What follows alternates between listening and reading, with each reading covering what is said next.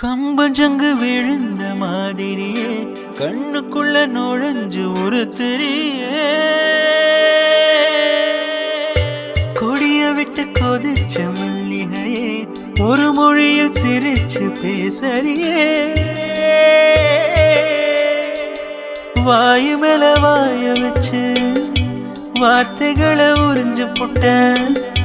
விரல வச்சு அழுத்திய கழுத்துல கொளுத்திய வெப்பம் இன்னும் போகல அடி ஒம்போல செவப்பு இல்ல கணுக்கால் கூட கருப்பு இல்ல நீ தீண்டும் இடம்